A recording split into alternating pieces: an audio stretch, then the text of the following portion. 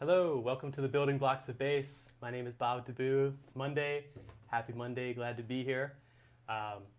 As always, we're here to practice some things on the bass and get better and practice along with me. So the idea today is that we're going to work on something called the half-whole diminished scale and how to use that over a dominant 7th flat 9 type of sound. So I've prepared some exercises to work on, and we're just going to practice some stuff together. Talk about how to make the scales fit, or how the scales are related to the chords that we hear, and also to be able to hear those chords and play the correct scale as we're working on it. So, so come on in. Thanks for being here. Please feel free to leave any comments, any questions. Today I'm going to go through the comments a little bit more throughout the guided practice session, just to try to address things as they come up. Because a lot of times there are questions about the dominant 7 flat 9 sound or the half-whole diminished scale, when to use it, how to use it, and so the idea is to practice some things today to try to get a better understanding of that, and also just to shed. We're here to practice. So, anyways, below we have some links for you to check out. I'm happy to say my new course, also called The Building Blocks of Bass, is available on openstudiojazz.com. You can find the link downstairs here. And we have a special sale going on too with one of my favorite bass players of all time. Ruben Rogers has a great course that is also for sale, and check out the link down below. So big shout out Ruben Rogers, one of my favorite bass players of all time. So check that out. And we also have our Building Blocks of Bass Facebook group. We can find the link downstairs as well to come in and have discussions about like what we can be practicing, any questions that come up, any ideas for future guided practice sessions. I'm always checking that out. So yeah, so come on in. We're going to talk about the dominant 7th flat 9 scale, or the dominant 7th flat 9 chord, right? And so just a really super basic sound here. I've got my Rhodes down here. You can't see it, it's off screen. But this type of sound, this is a B flat. So if you hit a B flat in the bottom, I'm literally playing B flat, D, and A flat. This is the bare bone structure, right, for a dominant 7th chord. That's where we use these half-whole diminished scales. But first, so let's talk about what scales fit over that, and then we're gonna adapt our scales accordingly, okay? So over this sound, the initial go-to is typically what we have down here below, which is the Mixolydian scale, right? Which is basically, it's an E flat major scale, but we're starting on the 5th. And I like to play all these descending. So let's just do a little warm up. Let's play some Mixolydian scales, go through a few different keys, just kind of warm up, okay? Get this shape in here. We're gonna do them all descending, okay? So let's do B flat, how about twice through, and then we'll call another key. Maybe go around up in whole steps. I like to do that lately. So here's B flat 7, the Mixolydian scale. So 1, 2, 1, 2, 3, go. 2, 3, 4. How about in C now? Okay. Again, and we're just warming up now, okay? How about D now? Again. Now let's dip down and go to the low E. One more time. F sharp. 2, again, go. Now let's go up another whole step to A flat. One more time. And that gets us back to B flat. So what we just did there is a different kind of, a lot of times we practice these exercises through the cycle of fourths. Typically, like if we were in B flat, we would start on B flat, go E flat, A flat, D flat, G flat, etc. But it's good to change up some of these patterns that we're doing, and I'm doing them ascending in whole steps just now. Okay, so again, this is the scale that fits over this type of sound, right? It's the go-to, it's the first one that we do. But if we talk about any type of extensions, then we start getting into dominant 7 flat 9 or diminished territory, right? But just to back it up, if I do this and put the C on the top, we could play that Mixolydian scale, or we could do something here too. I have the dominant bebop scale. Now, if you noticed back when we were doing the Mixolydian scale, there are only 7 unique notes that occur. And so when we try to line those up, whether the quarter notes, 8th notes, 16th notes, then we have to get kind of creative with where we put in different rhythms. Otherwise things don't line up quite as well, which is why a lot of times we go to the dominant bebop scale. And we can use that to fit over this chord as well, right? And there are of course more scales you could do. And there's also a guided practice session we've already done on the bebop scale, right? So please go back. You can always go to Open Studio's YouTube channel and find any of the old guided practice sessions that we've done. And we can, you can jump from there if you need a refresher on the bebop scale. So let's jump into the diminished, the half whole diminished scale, which is when we start getting into extensions, like instead of having that natural 9 on top, then we want to hear this B natural on top. That's the flat 9 on top of the chord. So I'm literally doing this. B flat, D, A flat, and B natural. Right? So if I hit this chord and try to play with this C natural, it's going to clash. Right? So if I hear this natural 9, C9, a C over the B flat, that works. But if I try to play this, it doesn't really fit. I mean, it causes tension, which is good in a sense, but it doesn't really fit over the chord.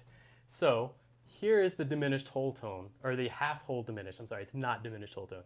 The half whole diminished scale. Let's talk about why that's called that, okay?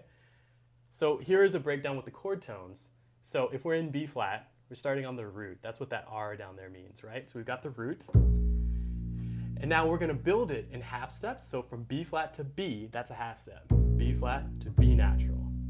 Then a whole step gets us to D flat or C sharp, depending on how you want to say it. If we call it a sharp 9, it should technically be a C sharp.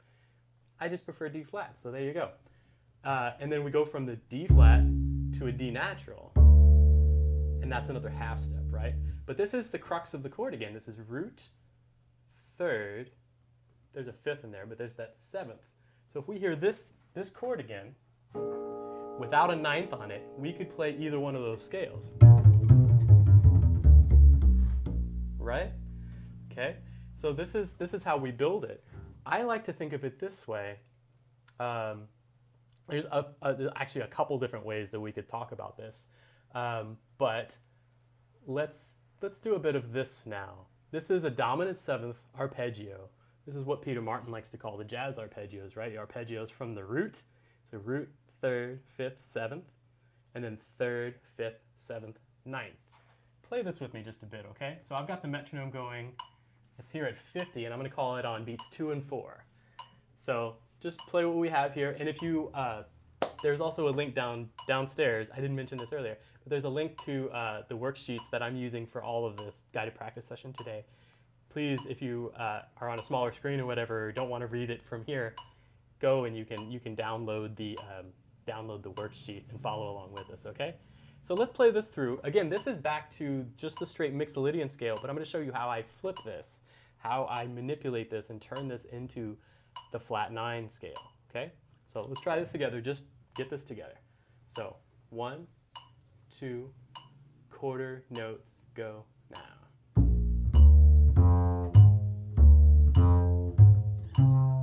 There's that natural 9 on top, right? And if we have that flat 9 chord, that's going to clash. So we don't want that, right, when we get to the flat 9 sound.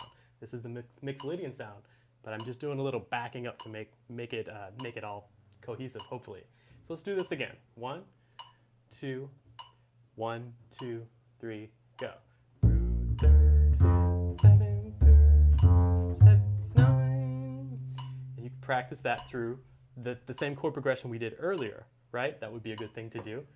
But what I want to do right away is turn instead of playing this root, I want to do the jazz arpeggio. Sorry, I couldn't quite find it. I'm in a different setup today. I'm going to do the jazz arpeggios, but starting from the flat 9 this time, and I'm going to show you how we can use this, turn this into the half whole scale without too much brain power, which is always a bonus for me. You know, anything I can keep on reserve, that's a good thing. So let's try this now, okay? So it's still, you can see, this is a B flat 7, flat 9 chord, right? So I'm just going to play my B flat shell right there, and let's play this arpeggio together. 1, 2, 1, 2, 3, go.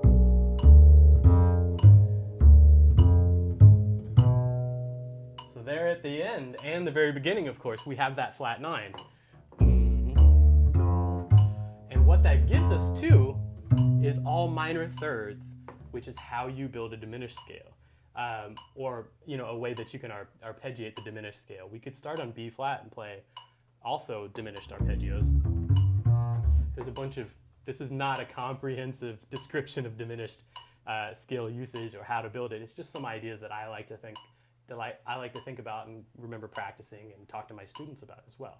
So let's play this through again, and we're going to take this through a few different keys. But let's get it down in B flat again together, right? So 1, 2, 1, 2, 3, go.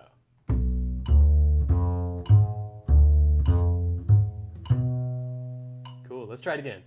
So 1, 2, 3, go.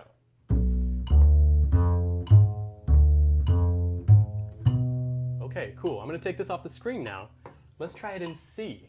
So let's do the C7 arpeggio without the flat 9. Let's do the C7, 1, 3, 5, 7, and then 3, 5, 7, natural 9. So 1, 2, 3, go. So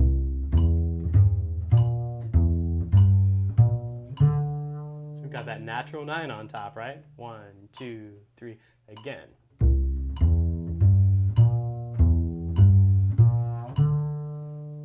Now let's turn that into the flat 9 sound. So I'm going to bump the root up a half step. That's the real key here. We could call it flat 9. We don't need to count that high. A flat 9 is a half step above the root. It's the easiest way to think about it.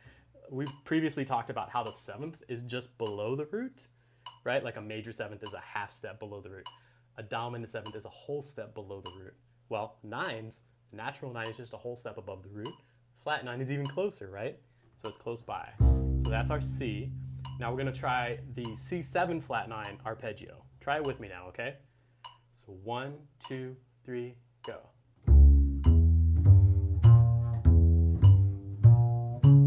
And you could keep going. We're doing this from the flat 9. I'm basically replacing the 9th. I'm replacing the root with the flat 9. And then still doing the same thing from the 3rd. You could do this from the 5th as well. The 7th as well. And you still get this sound of the dominant 7th flat 9 sound. Let's try it again, just the way that we have it with the jazz arpeggios though, okay? So 1, 2, C7 flat 9.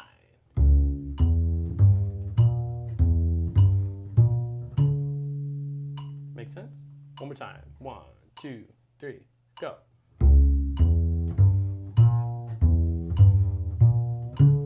Cool. Let's do one more key. Let's do it in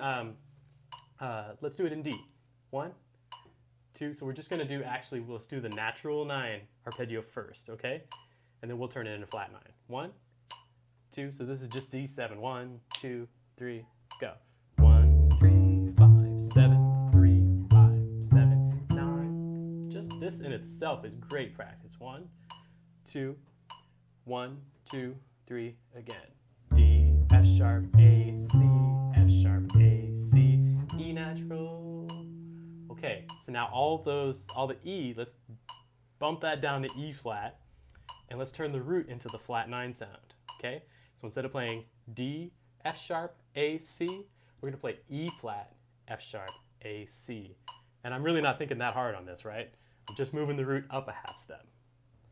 So 1, 2, 1, 2, 3, go.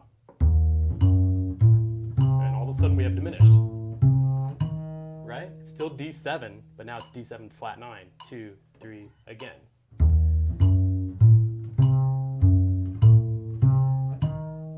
Great. Okay, so now I want to talk about how we turn this into the half whole scale. So if we go back to what I had here earlier, this is the entire scale, right? And if you look, I have that, I've got my actual, like my diminished or my flat 9 jazz arpeggio built into this scale, right? So look here, we have the flat 9 again, 3, 5, and a 7th. And if we went up to the next octave, we would also have that flat 9, right? So we have in B flat, B natural, D, F, A flat, D, F, A flat, B natural, sorry, or C flat. If you want to jump into comments and say, Bob, you shouldn't be saying B natural, it should be C flat. That's cool. It's technically the flat 9. But I don't think, like, you know, we don't need to think about all the names of those notes. We're more interested in how it sounds, right? Okay, so here's the trick. You take that arpeggio, and in front of each one of those notes, you stick a half step. Okay? You could think, you know, you could use a lot of brain power. At least for me, you could use like high levels of brain power, like that I don't have on reserve. Or you could just think of what we just practiced with that flat 9 arpeggio, which is like our dominant 7th arpeggio, except we're changing it, and put a half step in front of each one of these, right? So here's specifically what I mean, and I'm just going to take this away because we don't even need the graphic for this, I promise. So we go back to that B flat 7, flat 9 sound. What's the first note of our jazz arpeggios? It's a B natural. So what's a half step below B natural? Of course, it's B flat.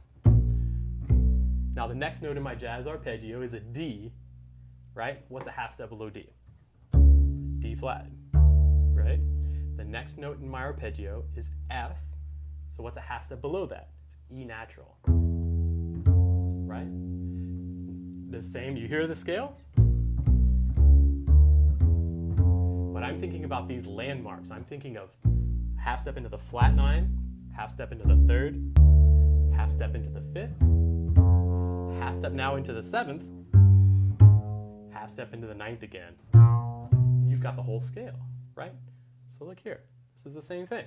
Half step into the flat 9, half step into the 3rd, half step into the 5th, half step into the 7th, and you can keep going, of course. I just put one octave here because we don't have a ton of time there, or a ton of space here, right? You can think about this in the opposite way. That was ascending, right? But let's just practice this a little bit. Play the scale, but let's think about it in those terms now. Instead of trying to think of, oh, here's a half step, here's a whole step, here's a half step, here's a whole step. Try to get this in your ear. That's the biggest thing. That's the biggest trick. But also, we want to try to hear this, you know, as it's building the chord, like maybe a pianist would. Do you know what I mean? So again, and this is not a great voicing, but this works. Actually, I like that voicing. So let's do our arpeggio. Ready? So we're going to do the flat 9 arpeggio, or the scale, actually. We'll put a half step in front of each note, each one of those notes in the arpeggio. Let's try it. 1, 2, quarter notes.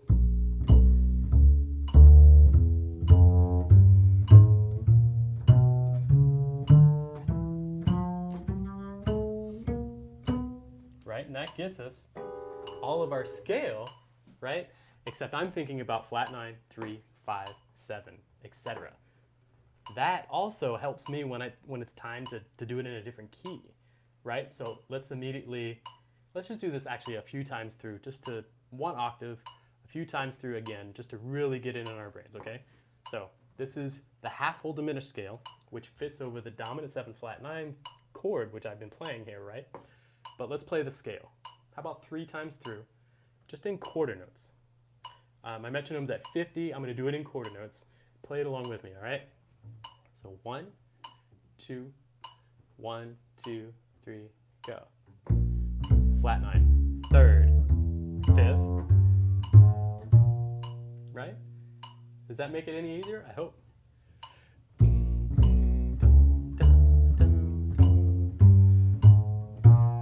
One more time, and then we're going to jump keys. 2, 3, go. 3rd, 5th, 7th, group, right?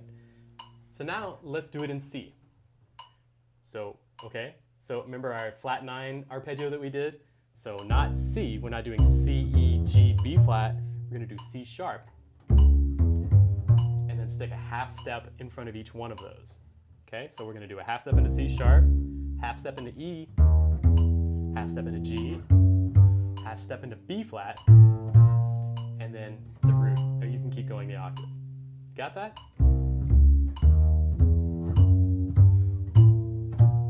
All right, let's try it together. Quarter notes, you ready? So 1, 2, 1, 2, 3, 4.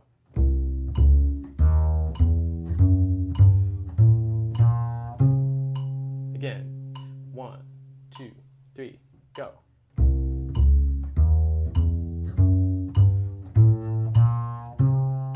One more time. 1, 2, 3, go.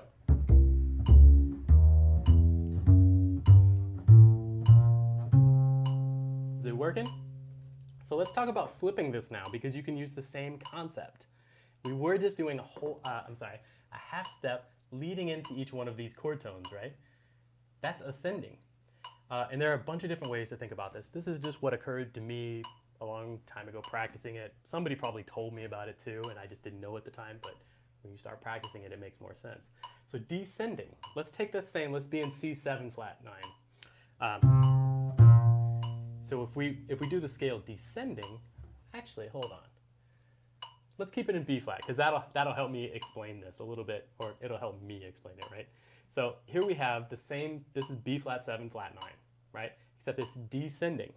And a lot of times descending scales are trickier than ascending because we oftentimes play them just going up, or we start them going up. So it's a really good idea to practice all of these, maybe just for like a week, a month, just descending to begin with.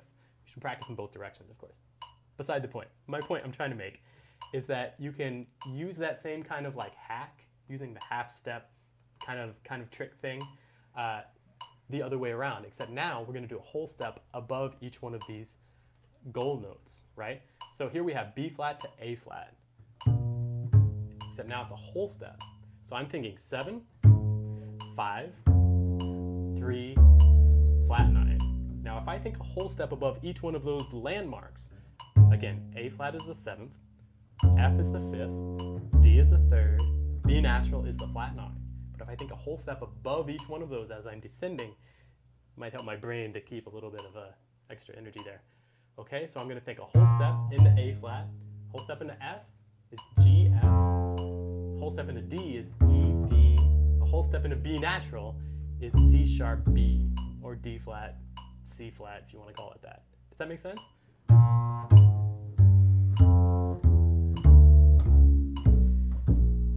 And thinking of it in these terms too helps me to think about like the chord that I'm using.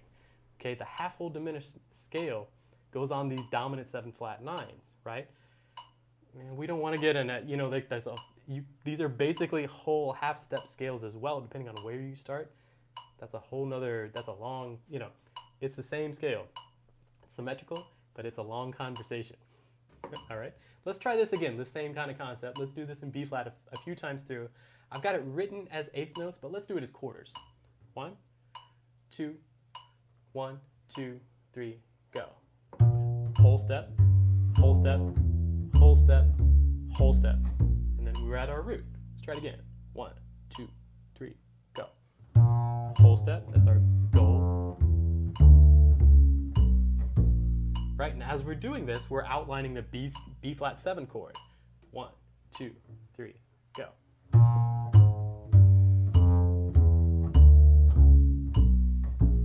Okay, let's try the same thing in C now, okay? So I'm going to take this away because we don't need this at this point. And if you have any questions, any comments, after I do this, I'm going to hop over there and just peek at them, okay? Make sure I'm not leaving anybody, or if anything pertinent comes up, you can please ask, because I'm here right now. So, okay, so for C7 flat 9, let's think 7, 5, 3, flat 9, and a whole step above each one of those descending. Okay, so let's do it out of time just for a second. So we're trying to get to B flat. What's a whole step above B flat? C. It's a whole step above G, which is our 5th, is A, into G. Now what's a whole step above E? F sharp. And automatically we have the scale appearing, right? So what's the flat 9 is D flat. What's a whole step above that is E flat. And then the root, right? So let's try this scale a few times through, and then I'll hop in the comments for a second. So 1, quarter notes, 2, 1, 2, 3, go. Whole step into the 7th, whole step into the 5th, whole step into the 3rd, whole step into the flat 9. That's a lot to say while playing. Let's try it again. 1, 2, 3, go. So a whole step into the 7th, whole step into the 5th, to the 3rd, into the flat 9 in the root. Let's try it as 8th notes.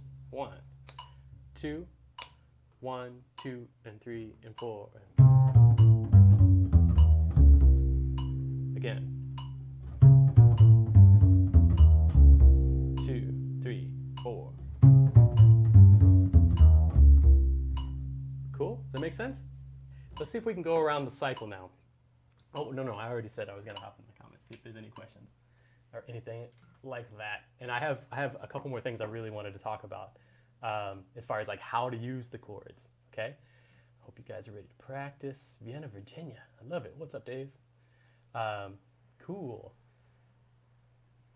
Diminished arpeggio over the flat 9. Yeah, exactly. Yeah, Alfonso saying a diminished arpeggio over the flat 9. Great lesson as usual. Thanks, Alfonso. And so you can do that arpeggio, of course, from each of the flat 9, 3rd, 5th, and 7th, right? I think you mean, is this Barry Harris? So Jesse makes a good point, and I've actually got this going on here. It's cool because you can think Dorian and then a Dorian minor 3rd down. So yes, you can use minor shapes in here, and I wanted to like check that out really quick too. Okay, so this can look a little bit confusing. We're back in the key of B flat 7, flat 9 here now, right? But you can basically think 4 different minor shapes, not the entire minor scale, but the first 4 notes of the minor scale. So if I'm in B flat 7, flat 9, if I think from the flat 9 and then also from the 5th, which is a really common tactic to think from the 5th of anything because that gets you in the upper structure really super quick. But from the flat 9, play the first 4 notes of the minor scale. So what we end up with is like this.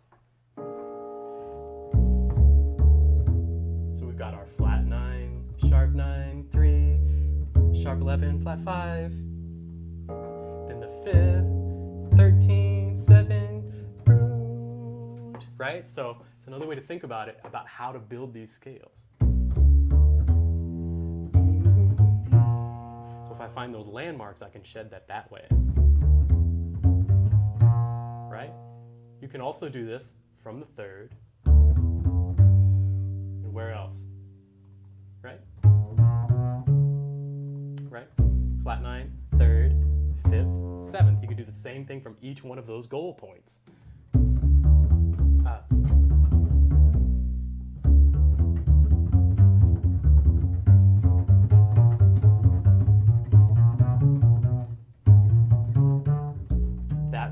That's that building. You hear trumpet players do that like a bunch. You hear musicians doing that a bunch, right? That type of idea, and that's basically what they're doing. They're building by these tetrachords.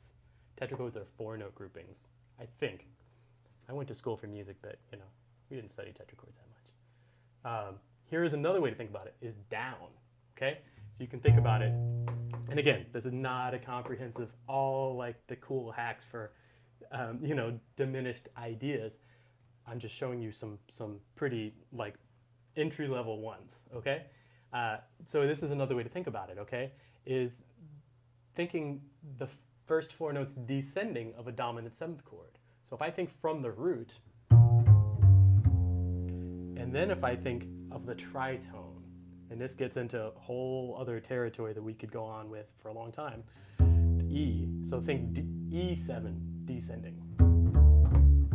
So if we're going down, we talked about those whole steps leading into the flat 9, 5th, 3rd, and flat 9. Did I say that right? 7th, 5th, 3rd, flat 9, long day. You could think about it that way, but you could also think about it in groups of 4 and use even less energy. Right? That's going to work.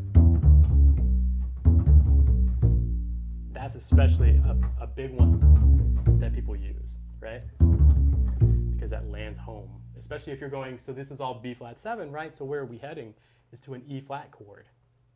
E is a half step above E flat. It's just another way to think of this. This is where we get into tritone substitution territory. But if I land on this B flat, it's the fifth of the E flat chord, right? So I've resolved my B flat 7 into E flat major. And if I'm jumping too far ahead, I apologize, you know, but this is how it kind of works. If you have any questions about what I just said, please ask. So of course, if I do that shape, I should, and if it fits in the B flat 7 flat 9 shape, I should be able to do that up in minor thirds too. Now I don't have this charted out, and you could do this from ascending too, all these tetrachords. If I do the same thing from D flat and think D flat 7 going down, right? My pitch, sorry. Same thing, up another minor third, it gets us to E, right? And then another minor third is G. So if I do all that together,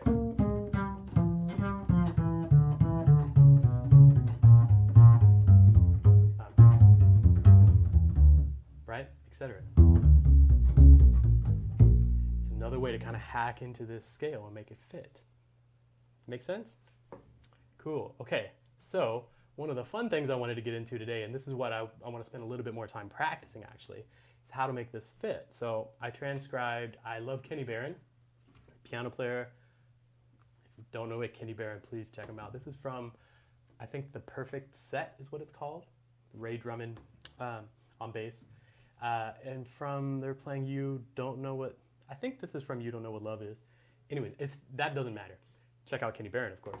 But this is like straight from recordings, straight from performances.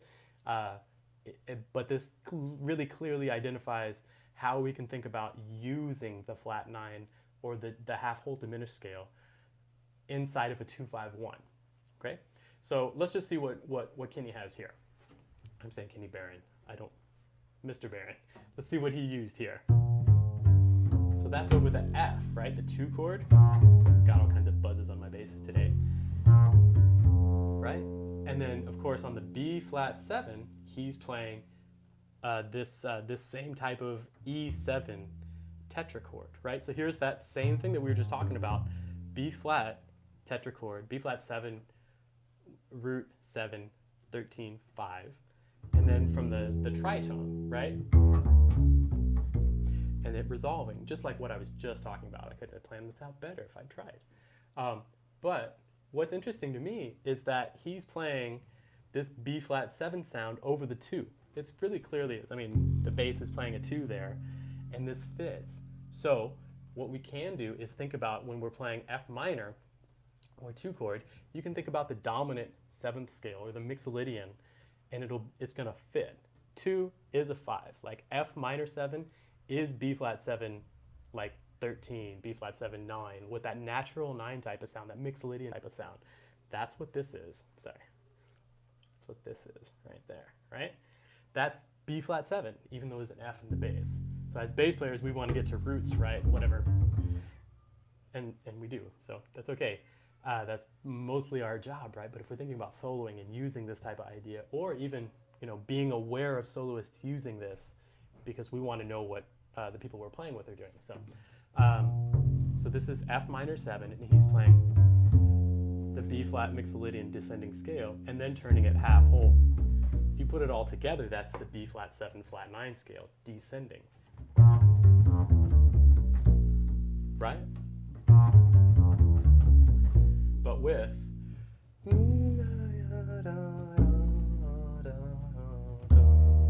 right? With that happening underneath it. Sorry about my singing, but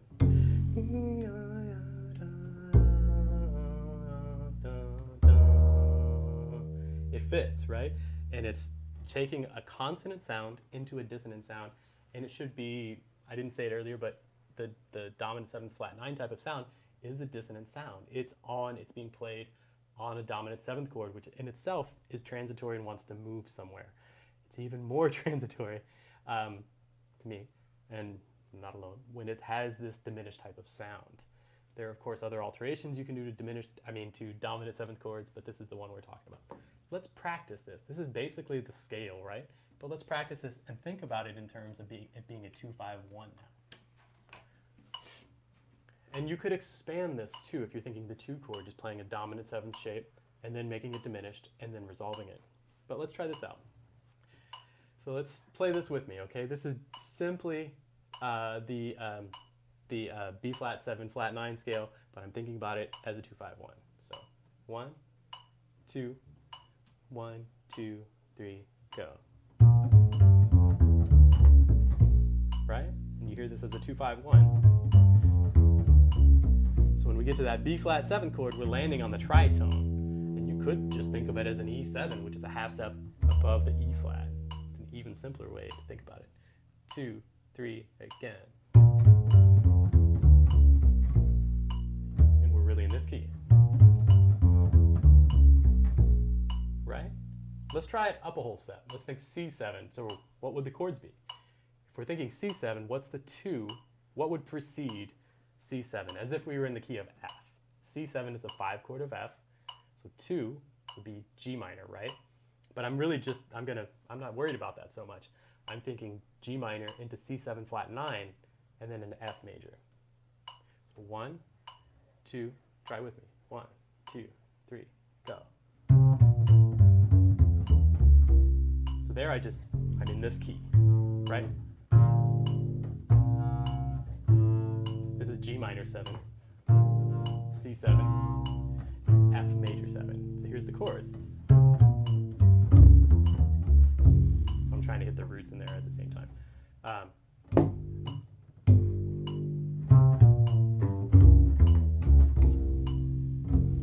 Hear how that fits?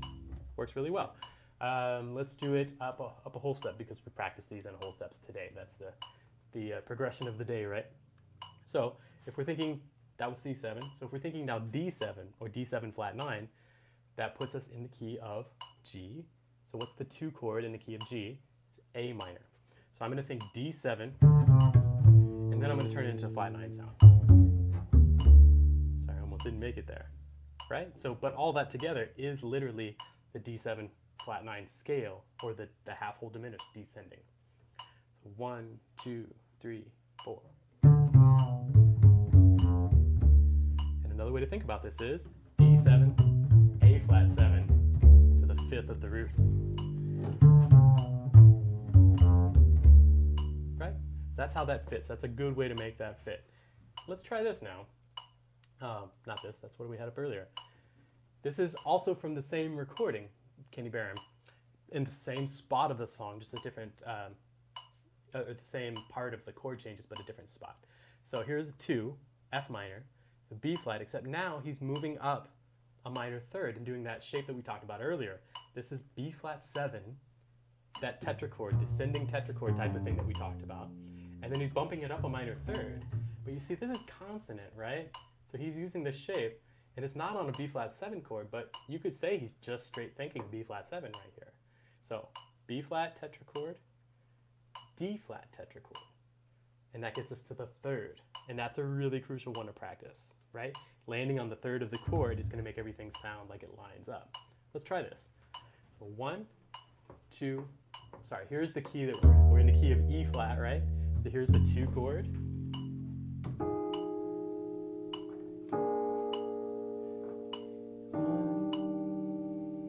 Right? Okay, got that in your ear? Now let's play this line. So 1, 2, 3, go. Right? I'm sorry, I'm playing the previous one. This one goes up to D flat. So 1, 2, 3, go.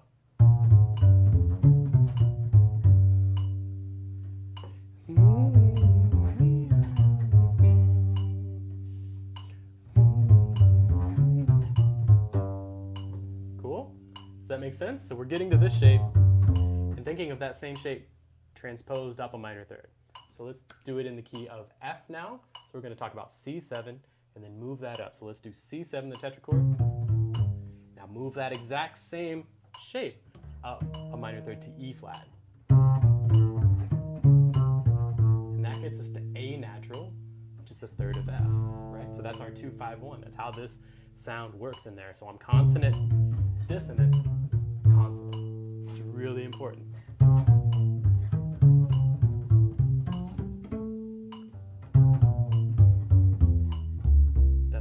previous example, right?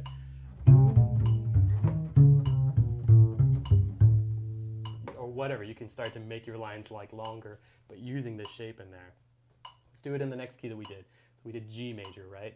So the 5 chord is D7, flat 9, but the 2 chord is A minor. So we're going to do this same shape. We're going to do D7, that tetrachord thingy, and then move it up a minor third.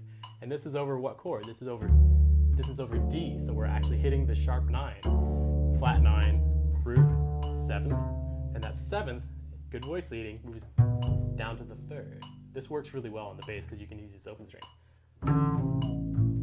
I say really well, and then it sounds like that. Right? But you can hear it with the harmony underneath. Try it with me. Let's do it like 3 times through. 1, 2, 3, go. Again. One more time.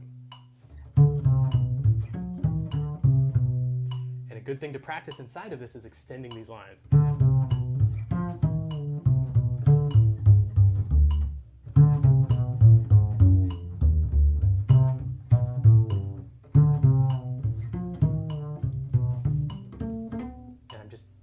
I'm just adding things into it.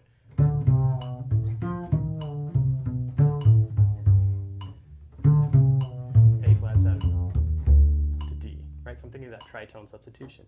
You could do a similar thing, and I'm just going to kind of get off script here for a minute. If I'm thinking F, you can also think a tritone of that.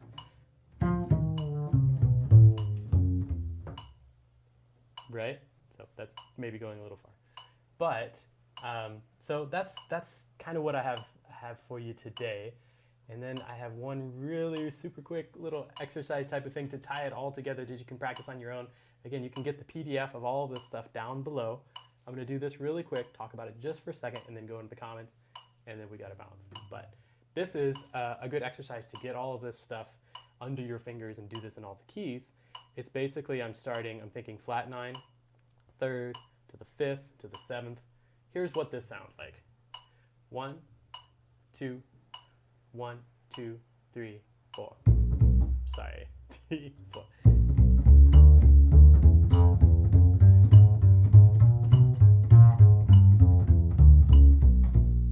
It's another scale exercise. 5th, 7th, scale descending. So I'm thinking flat 9, 3rd, 5th, 7th, descending scale. 1, 2, 3, 4. 3rd, 5th, 7th, then the scale descending. So if you do that in another key, in C, the same idea. 2, 3, 4.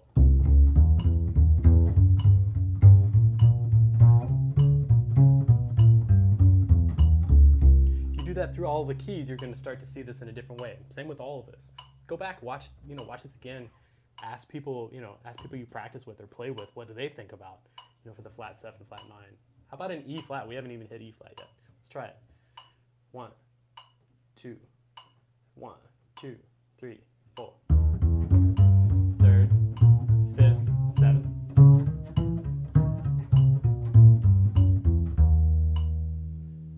Flat 9, 3rd, 5th, 7th.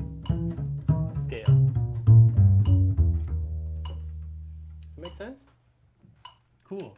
So we did a little bit of practicing, but I'm also, I tried to add in a bunch of things that we could practice, right? So you practice what we were doing together, and take this further, But I wanted to be really clear with how the scale is built, how it's related to the Mixolydian scale, how to use it too. So, okay, so let's hop into the comments really quick. Again, Alfonso's here from Spain. Wish I was in Spain. Where are you at, Alfonso? Are you in? I'm in St. Louis right now, not Spain. So we talked to Jesse. Okay. Yes, so Dave Shepard, Barry Harris is all about the diminished as the basis of most harmony, actually. Yeah, absolutely. That flat 6, over the major. And there's another lesson that I have coming up, and it's something that I practice and talk about with my bass students a bunch, actually.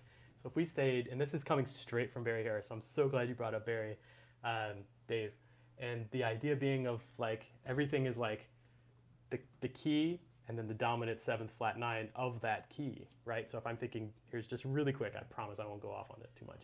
If I think B flat 6 and F7 flat 9, I'm just going to bounce between them. So this is B flat 6. Now I'm going to think F7, but I'm going to start on C. Now B flat 6. Now F7, but I'm going to start on E flat. B flat 6, but I'm starting on F. Now F7, but starting on the flat 9. B flat 6, but starting on G. F7, but starting on A. And then, so each of that kind of fits together.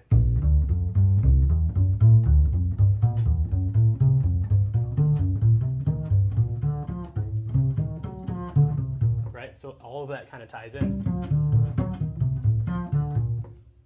So Barry Harris, big fan of that. Cool. Oh, and I didn't mean to click on Jesse's. Hell yeah, while I was doing that. That was funny. Edelson Sanchez, gracias Bob. Cool stuff. It makes her familiar also for hearing. Cool, yeah, you hear it, right? So we just need to figure out what it is we're hearing and move that into the bass. Oh, Jesse was saying the lick almost happened there. I don't think I played the lick. We'll have to check the tape. We'll have to check the tape. Cool. So yeah, Jesse, here, we were talking about the same thing, right? The tetrachords, if you're still here. Yeah, I had that planned, but you jumped it on me. You know, you got to it first. Oh no, Drarian, very complex, I don't understand anything. Oh no, that's not my intention at all. Hey, if you're still here, can you ask a specific question? Definitely down to talk about it. Also, you can hop into the Facebook group and find something, you know, we can continue the discussion there, okay? Dave, the tetrachord business is very helpful. Cool. Yeah, absolutely. It helps me a bunch to think about it. Yeah, it's a lot to go on.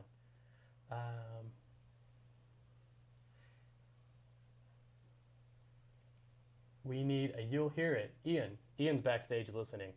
Ian, check this out. We need a you'll hear it, but it's you and a drummer. I got just the drummer in mind. Yeah, absolutely. That would be fun too, for sure. There's a relation between the tritones B flat 7 and E7. It's also very helpful. Yeah, absolutely, Dave. Right? It's just boiling. It's like reducing this down, right, into something that I was going to say something that us bass players could figure out, but I was just going to speak for myself. Something less, you know, and I can make music out of that without trying to think of all of these 8 notes. So cool, Mario. Oh wow, great hacks, Bob. Very cool. Thanks, Mario. Could you repeat all the notes where we can start the tetrachords ascending and descending, please? I just caught the first 2. You can always, so these videos are always up on Open Studio's YouTube channel. You can always go back. But I think that maybe I addressed this since you made this comment. But again, if we're in B flat 7, just think in minor thirds. If you're going up, I like to think from B, right? Then from D. Then from up a minor third from there is F. And that's a really quick one. Really quick to start from the F, that'll get you, or from the 5th, that'll get you up. And then from the 7th. Right? If you're descending, same concept, but you know, I think about it slightly differently. So B flat 7, then down a minor third is G7. And now I'm thinking it's kind of a different shape, but so B flat 7, G, E, D flat. I hope that helps. I hope that's what you meant. So if not, just let me know. Cool. So Dave is saying, it seems like this is more useful maybe for soloing than playing time. Right. Yep. Never really landing on a root in any of these lines. Well, yeah, maybe so, Dave. But if I'm thinking B flat 7, this definitely works for walking lines too, for sure. Thinking about, I'm implying that half step, you know. I think it's helpful, and I'm just trying to justify my guided practice session today, but I think it's helpful, even if we're not soloing, to understand how these lines are put together and they're built so that we can be better accompanists. I knew I was going to mess it up online. To be better bass players, we need to understand what it is we're hearing. So it's not specifically for, you know, not just for like shredding a solo, you know, it's for understanding how we can support the soloist better too. That's my 2 cents there. So Jesse's like, who really needs to play fruits anyways? Right on. Let's see. Okay, here's a lot going on here. I don't know if I can comprehend all of this immediately, but Jesse's onto something. If we put notes into families of minor thirds, you get 3 families. Yes. C, F, and G. There's a lot going on. Yeah, totally. Jesse's onto him. Okay, so that ascending one is my favorite. Sweet. Awesome. Thanks, Jesse. Yeah, also if you're interested in the upper structure. So I think we talked about, yeah. Okay, Jesse's on it. Jesse's got all the comments today. I love it. What's up, Jesse? Okay. Oh, can we use some of these ideas in a 2-5-1 in minor, Mario asks. Sorry if you do this question. No, don't say sorry. It's a different sound. It is a different sound. You can use the flat 9 scale in minor, but typically either the 5th mode of the harmonic minor, I don't want to blow everything out of the water, but for the 5 chord, in a minor 2-5-1 for the 5 chord, it's more common to play a diminished whole tone or the altered scale, or to play the 5th mode of the harmonic minor scale. And yes, that should be in a different guided practice session or explanation. But that's good to know that no, this doesn't really translate over. You know, I mean, you could play that over F half diminished. You could make that same tetrachord thing happen just there, you know, but it starts to get into a different space.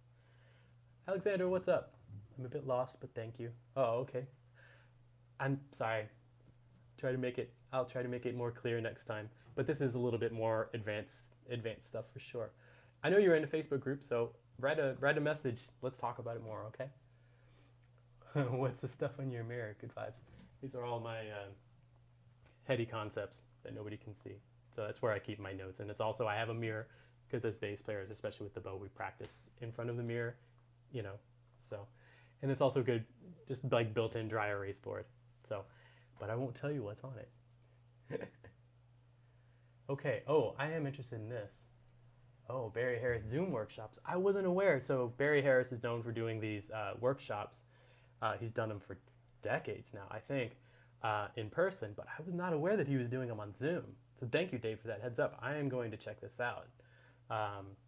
I will go right away to his website, because that's great advice. Anybody that's interested in this idea, and especially of that, you know, the kind of exercise that I jumped off into for a second there, check out Barry Harris, because he is amazing at explaining it and breaking it down. Yeah. What's up, Patrick? Thank you for the lesson, Bob. Absolutely, Patrick. Thanks for being here. I'm glad it's helping. And again, if any of this, Alexander, if any of this is like moving too fast or whatever, you go back and watch it again. Do you know what I mean? You know, and I'm online, so let's talk about it. Okay, we're getting close to the end, and I've got to leave pretty soon, and I don't want to keep Ian going. Yeah, Mario. Yeah, so we talked about it. Yeah, absolutely. So hopefully that helps. All right, I like this. Hey from London, folks. What's up, Mook Island? Oh, I had to put this one up online, so yeah. Oh, hey, you were amazing. I love it. Hey, we got a cat from Ethiopia. Killing. Do I play electric guitar? Nope. I play the electric bass guitar. They're on the wall back there. I play acoustic guitar, but nope. I don't really have an electric guitar. And my name's Bob too. I love it. Thank you for that comment. Okay, with that, we're gonna cap it there. So thanks so much for tuning in this week. Please join me again next Monday for another Building Blocks of Bass. Please check out the new course that's available on openstudiojazz.com entitled The Building Blocks of Bass that I just put out, or that we just put out on openstudiojazz.com. Click the links down below for any of the guided practice session materials. Check out the Facebook group, of course. Go check out Ruben Rogers' great course it's on sale right now too. A lot of good sales over at openstudiojazz.com, so check that out. So from here in St. Louis, thank you, peace. We'll see you next week, okay? Bye-bye.